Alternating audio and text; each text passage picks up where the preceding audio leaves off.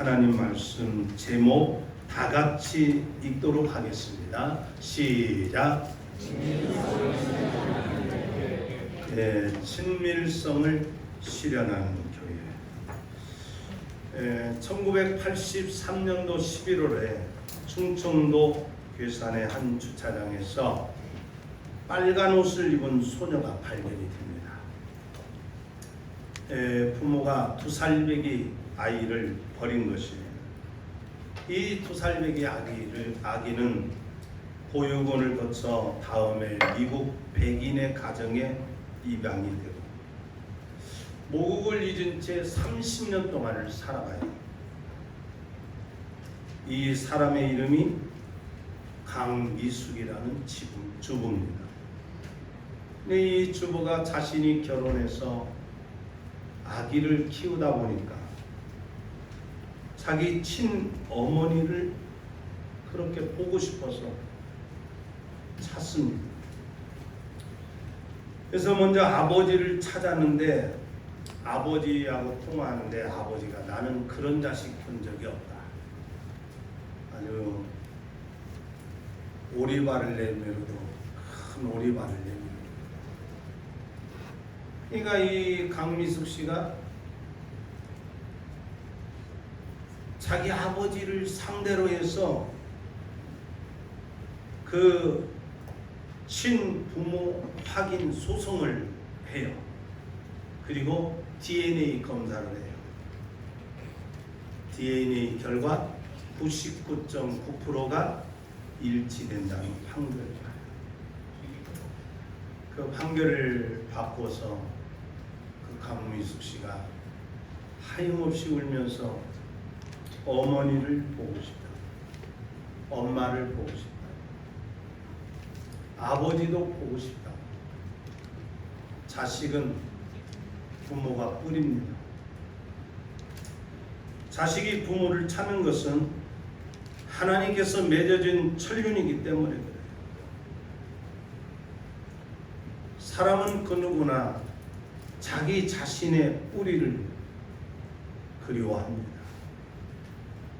이에 대해서 어거스틴은 인간 안에는 종교적인 본성을 떨칠 수 없다.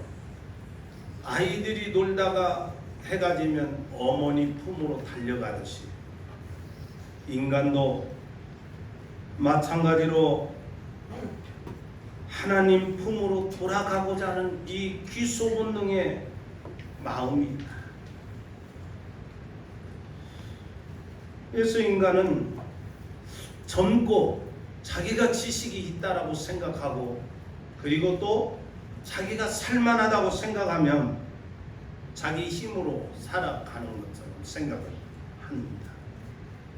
그러다가 큰 어려움을 당하거나 아니면 자기에게 사형 선고가 내려지거나 죽음이 닥치면 영혼의 본성 안에 있는 신에 대한 동경심이 발휘가 됩니다. 왜냐하면 로마서 1장 19절로 20절에 하나님께서는 사람의 영혼에 하나님을 알만한 신성을 능력을 새겨 주었기 때문입니다.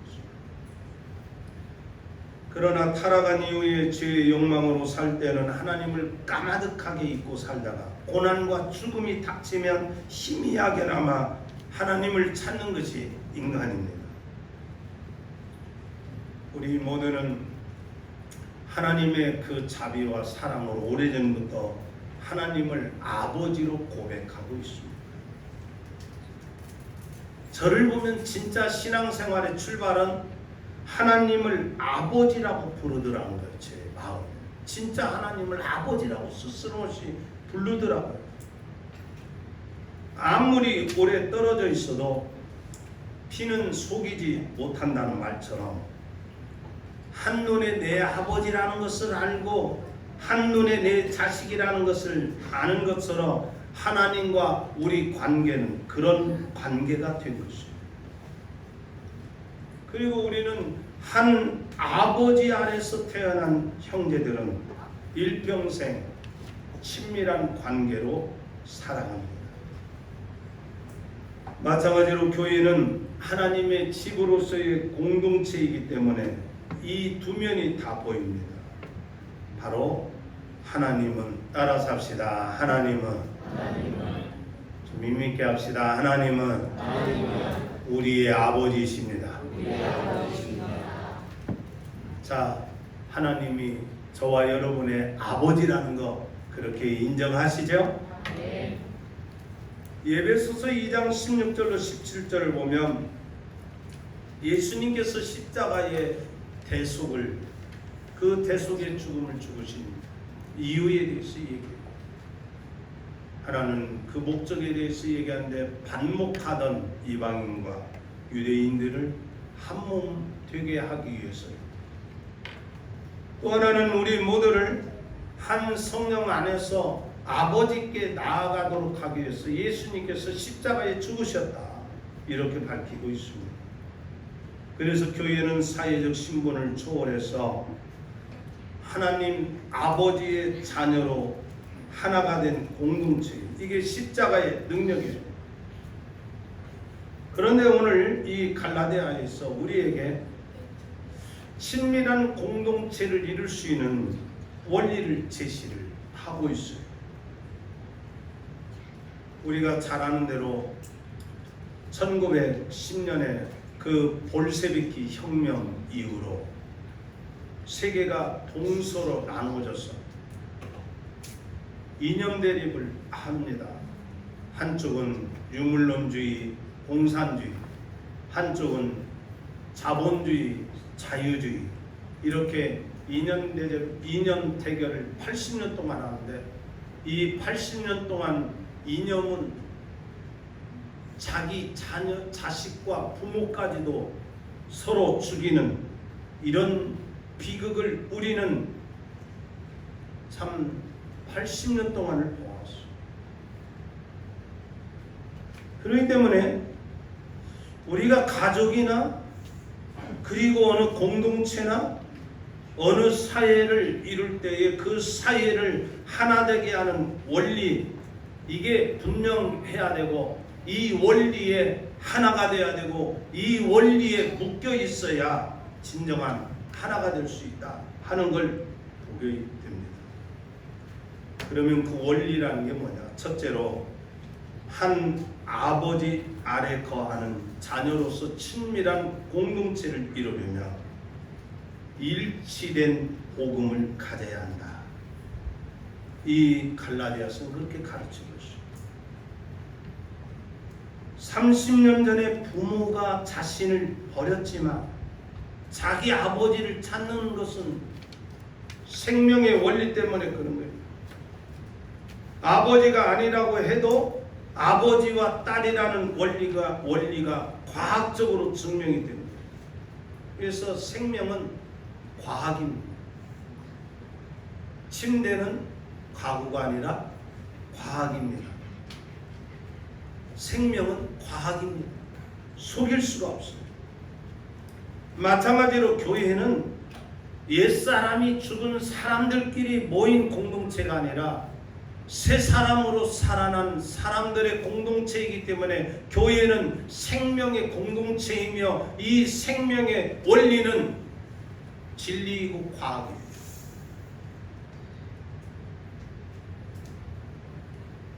교회가 친밀한 공동체를 이루려면 인간적인 정으로 되는 것이 아니에요. 육신적인 원리로도 사람들은 좋은 감정을 가질 수가 있어요. 그러나 육신의 원리라는 것은 항상 자기 이익을 전제하는 죄성이라는 것을 지배를 받기 때문에 언제든지 거짓된 감정으로 사람을 대할 수 있는 것입니다. 욕심이 주가 되기 때문에 좋았다가도 멀어지는 거예요. 한 사람은 말씀과 성령으로 살아가고, 한 사람은 진리와 성령으로 받는 삶인데, 다른 사람은 육신의 욕심으로 살아가면 한 교회 안에 대해서 결국 멀어지는 거예요. 그러니까 봉사하면 봉사하는 원리가 하나가 돼야 돼요. 오늘 본문은 율법 아래 있던 과거의 우리와 이 성령의 법 아래 있는 현재의 우리에 대해서 비교를 해줘요. 종의 신분으로 있을 때의 비참함과 아들의 신분으로 있을 때의 자유함에 대해서, 행복에 대해서 가르치고 있습니다. 갈라디아 교회는 바울과 바나바가 1차 전도 여행 때 세운 교회예요. 갈라디아 교회는 바울이 매우 지대한 관심을 가져요. 그래서인지 갈라디아 교회는 바울이 2차 전도 여행 때에도 들리고 3차 여행 때에도 방문을 한 교회예요. 그런데 이 교회에 거짓 교사가, 거짓 복음이 침투했다는 거예요. 그래서 이 갈라디아 교회에 거짓 복음을 가지면 망한다, 거짓 복음을 가진 자는 저주를 받는다 하면서 진정한 복음에 대해서 가르치는 것이 이 갈라디아서의 말씀이에요. 바울은 이렇게 말합니다. 십자가만으로 우리 한번 따라 삽시다. 십자가의 은혜로만 자유를 얻습니다. 하나님의 은혜로 우리가 믿음을 선물로 받아서 우리가 믿음을 갖게 되었다. 그런데 거짓 교사들은요, 이방인들이 구원을 얻으려면 유대인들처럼 할례를 받아야 됩니다. 이방인들이 구원을 얻으려면 율법을 지켜야 한다, 이렇게 미혹을 해요. 그러나 바울은 할례 구원, 율법 행위 구원이라는 것은 거짓 복음이다, 이렇게 단언을 합니다. 이 할례의 주장은 갈라디아 교인들을 교란시키기 위한 사탄의 작태이다, 이렇게 지적하면서 바울은 누구든지 거짓 복음, 다른 복음을 전하면 하늘에서 내려온 천사라도 저주를 받는다, 이렇게 얘기를 했어요. 그러나 우리 교회는, 우리 따라 삽시다. 우리 교회는 같은 복음을 가졌습니다. 여러분 그렇게 확신합니까? 같은 복음이 뭐예요? 여러분 같은 복음을 가졌는지 안 가졌는지 지금 내가 열거하는 것이 나에게 진정으로 동의가 되는지 안 되는지 한번 생각해 보세요. 나는 죄인이다. 동감하면 아멘. 나는 죄인입니다. 우리 모두는 죄값으로 지옥 형벌을 받아야 합니다. 동감하면 아멘. 나의 죄를 위해서 예수님께서 십자가의 형벌을 받으셨습니다. 십자가만이 나를 구원해 주시는 하나님의 지혜입니다. 우리 모두는 이제는 죄의 종이 아니라 하나님을 아버지로 섬기는 아들의 신분을 가졌습니다. 이제는 우리는 자유인입니다. 여러분 동감하시죠? 이것을 우리는 순전한 복음을 소유한 교회라고 말합니다. 만약에 이 믿음의 원리가 무너지면 거짓 교회가 되고 이단이 되고 서로 다른 길을 가는 거예요. 또 하나, 우리가 친밀한 교제를 하려면 하나님께서 부여해 주신 교회의 사명의 한 마음을 가져야 됩니다. 어떤 상황 속에서도 교회의 사명 때문에 한 길을 가면 그건 친밀성이 유지됩니다. 바울을 도왔던 수많은 사람들은 각자의 형편이 달랐고 은사도 달랐지만 서로를 배척하지 않고 서로를 도왔어요. 바울은 로마서 16장에서 전도 여행에 함께했던 동역자들의 이름을 일일이 거명을 합니다. 여자였지만 나를 보호해주고 복음의 동력자들 보여준 자매 배배를 합당한 예절로 영접하라. 나의 목숨을 위해서 자기의 목숨까지도 아낌없이 내어준 브리스갈라와 아굴라 부부에게 무난하고 감사하라. 아시아에서 처음 맺은 열매인 에벤에도 무난하고, 너희를 위하여 수고 많이 한 마리아에게도 무난하고, 내 친척이지만 복음을 전하다가 나와 함께 감옥에 갇힌 안드로고니와 유니아에게도 안 무난하고, 내 친척 헤로디언에게도 무난하라. 이렇게 얘기했어요. 교회는 누구든지 복음을 전하는 사명의 마음을 한 마음으로 가져야 돼요. 그래서 내가 예수 믿고 구원받고 천국에 간다고 하는 내세 지향적인 피한적인 생각에 멈추는 것이 아니라, 구원받은 사람은, 우리 한번 따라서 합시다. 구원받은 사람은 이 땅에서 사명자로 살아갑니다. 여러분들 모두가 다 사명자가 되기를 축복합니다. 이렇게 사명을 함께 가진 사람들은요, 모이면 사명에 대한 얘기를 해요. 그러면서 뭐예요? 사명 때문에 함께 굶주리고 함께 매맞고 함께 갇히고, 때로는 사명 때문에 함께 순교도 당하는 거예요. 또 하나, 하나님을 한 아버지로 고백하는 공동체를 이루기 위해서 성령께서 우리 각 사람들을 하나님의 아들이라는 것을 보증해 준다는 사실을 우리가 확신을 해야 돼요. 오늘 이 본문 갈라디아서 4장 5절로 6절을 보면 우리 한번 다 같이 읽어보도록 합니다. 4장 5절로 6절입니다. 시작.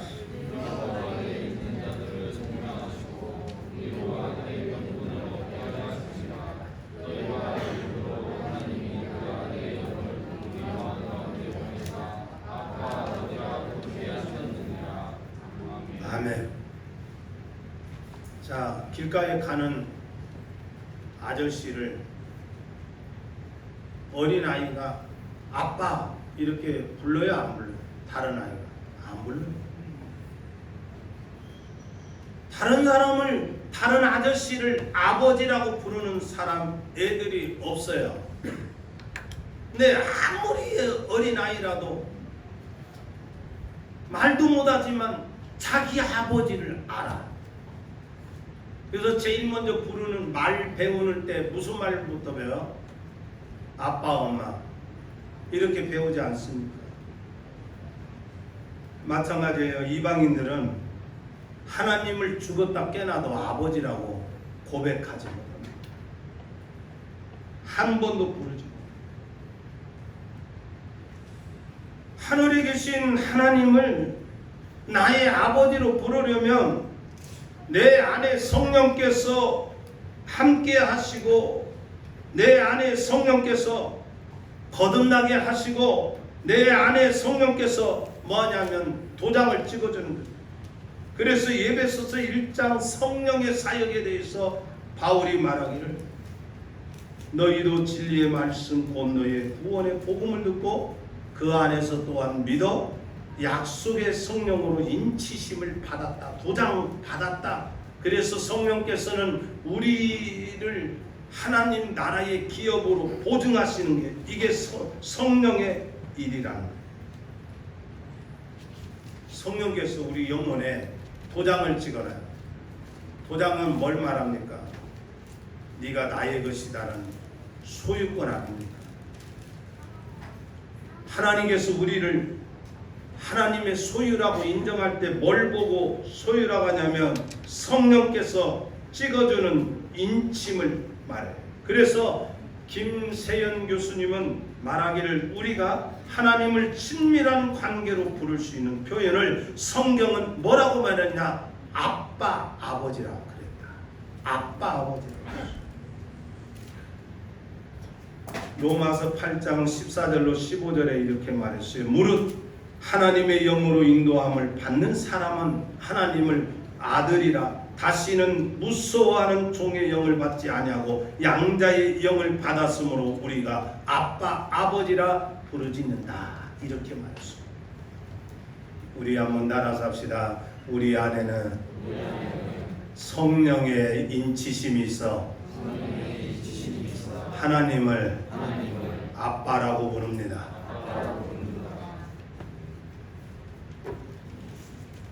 제가 아는 권사님 새벽에 기도하면 다른 얘기 안 해. 아버지 나 몰라요. 아버지 나는 몰라요. 아버지 나는 몰라요. 아버지가 알아서 해주세요. 아버지 나는 몰라요. 아버지가 알아서 해주세요.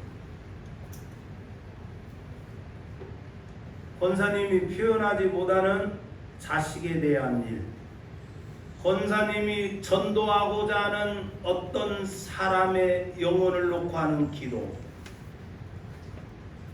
아버지 나는 몰라요. 아버지께서 다 해주세요. 우리가 신앙생활하면서 하나님에게 이런 눈물의 기도와 떼쓰는 기도를 정말 얼마만큼 하느냐.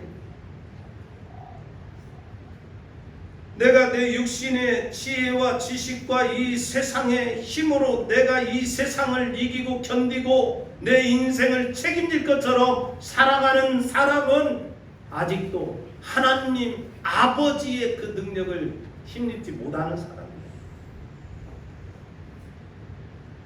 또 하나는 한아버지의 그늘 아래 있는 교회가 친밀하려면 모두가 성도들끼리 형제 자매라는 의식이 있어야 돼요. 가족이라고 하는 개념은요, 부모와 자식만 이루어진 개념이 아니에요. 사도 바울은 누구를 칭찬할 때 형제들이라는 칭호를 많이 썼어요. 고린도전서 15장 58절에 내 사랑하는 형제들아 견고하며 흔들리지 말고 항상 주의 일에 힘써라. 갈라디아서 1장 2절로 3절에 보면 사도된 바울은 함께 있는 모든 형제로 더불어 갈라디아 교회들에게 은혜와 평강이 있기를 원하노라. 이렇게 말했어요. 그래서 우리가 예수 믿으면서 교회를 다니면서 우리가 기본적으로 생각하는 것은 한 공동체의 한 형제요 한 자매라고 하는 이 믿음을 가져야 되는 거예요. 우리가 왜 교인들에게 어떤 분은 지대한 관심을 쏟아요.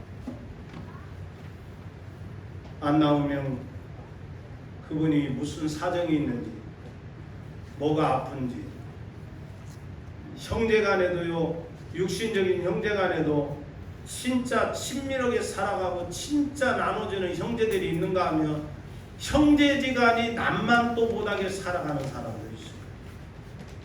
형제지간.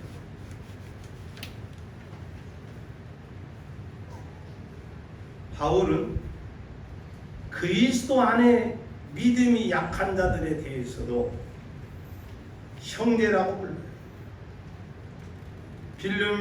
빌레몬에게 형제라고 불러요. 오네시몬에게도 사랑받는 형제라고 불러요. 여자들에게도 우리의 자매 아비야, 우리 자매 베베, 형제와 자매 이 표현들을 정말 교회 안에서 귀하게 얘기해요. 그래서 바울은 로마 교회에 보내는 편지에서 이런 얘기를 했어요. 네 형제 판단하지 마라. 네 자매를 판단하지 마라. 업신여기지 마라. 하나님을 아버지로 모신 교회 안에서 연약한 지체들을 비판하고 형제 자매들을 업신여긴 것은 하나님의 심판을 받는다. 이렇게 바울이 말하고 있습니다. 그래서 바울은 오네시모를 가르쳐 갇힌 자 중에서 나온 아들이라 이렇게 말해요. 루포와 그의 어머니에게 문안하라 하면서 그 루포의 어머니가 곧 나의 어머니요 내 어머니라 이렇게 말했어요. 우리는 교회 안에서 어른들을 부모처럼 생각해요. 부모님처럼 정말 생각해요. 그리고 믿음의 형제들이 친밀하게 지내야 된다.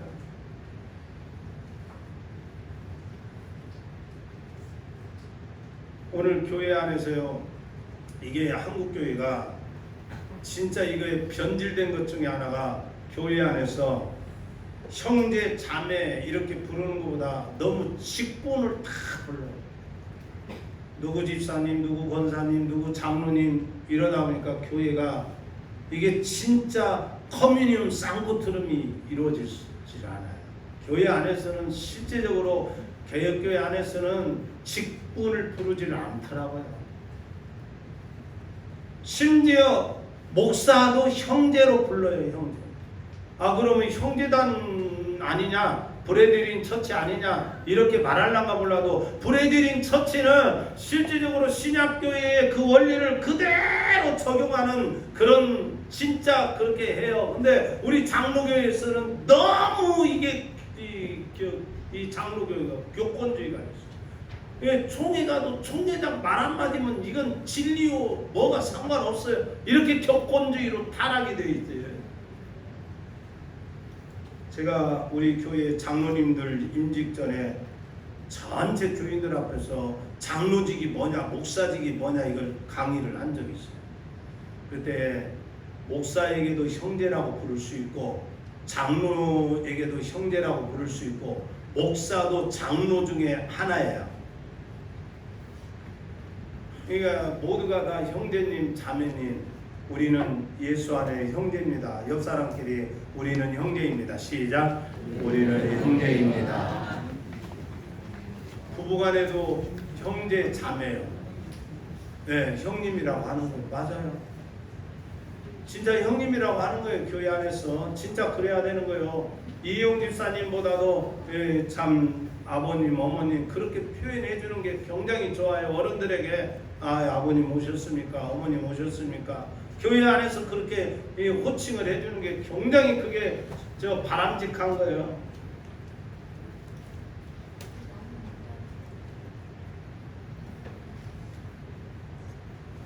오늘 아침에 소코가 일찍 오더니 할아버지 저한테 할아버지 안녕하세요. 제가 너무 친근하더라고요. 그래서 제가 꽉 껴안아줬어요. 맞아요.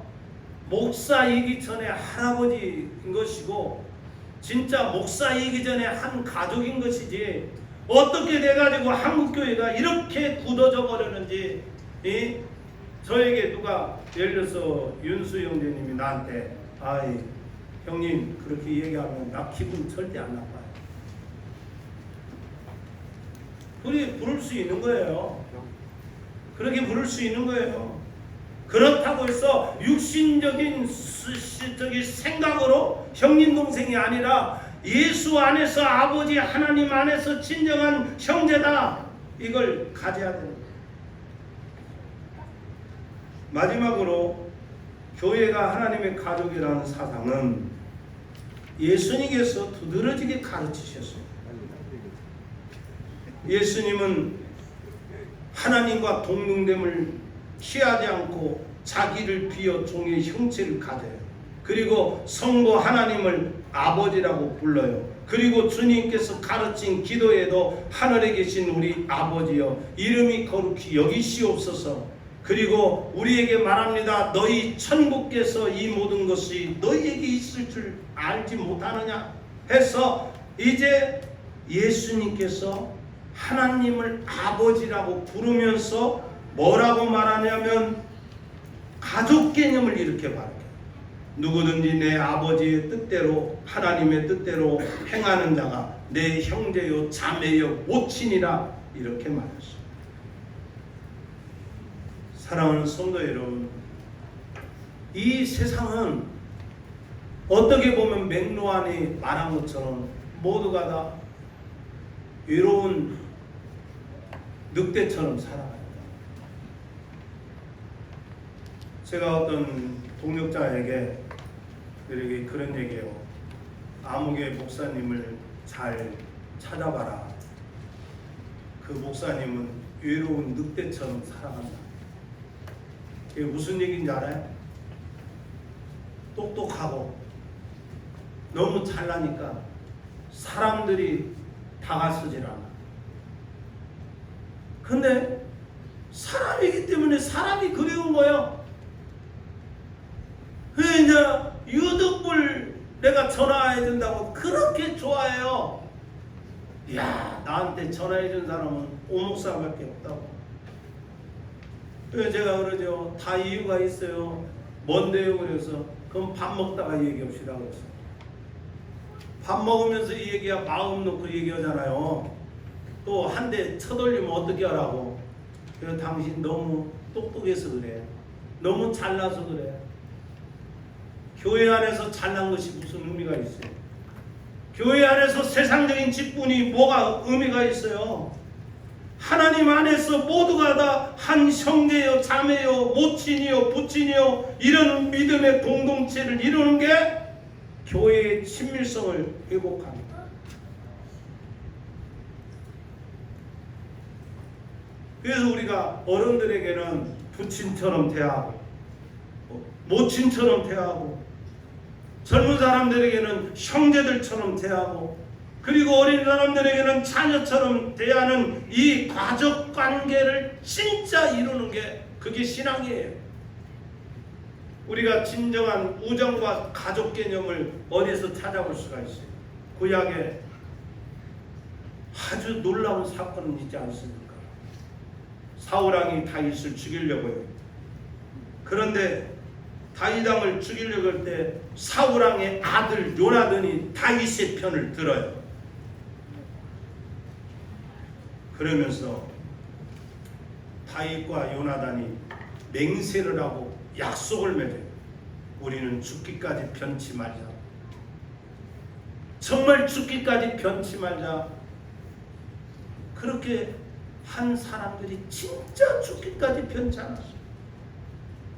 그래서 진정한 우정과 사랑의 관계를 에센스 사전에서 말할 때 이렇게 말해요. We are just like David and Jonathan이라고 이렇게 말해요. 우리는 누구처럼? 다윗과 요나단 관계처럼 그렇게 사랑한다. 여러분 교회 안에서 진정으로 다윗과 요나단의 관계로 목사와 장로님들이 그런 관계가 되고 여러분들 성도 교인들끼리 그런 관계가 되고 그렇게 살아가며 이 교회는 생명력 있고 이 교회는 진짜 하나님이 기뻐하는 교회가 된다는 거예요. 사랑하는 성도 여러분, 우리 너무너무 내 개인만 생각하지 맙시다. 우리 가족입니다. 진짜 여러분들이 아프고 힘들 때 우리 가족으로서 우리들이 먼저 찾아보고 우리들이 먼저 안부 묻고 우리들이 먼저 밥 사주고 우리들이 먼저 사랑하는 이 사랑의 친밀한 가정, 이것이 하나님을 아버지로 모시고 한 형제로 살아가는 우리 전주 함께하는 교회가 되기를 주의 이름으로 축복합니다. 아멘. 기도하겠습니다. 하나님, 우리가 하늘에 계신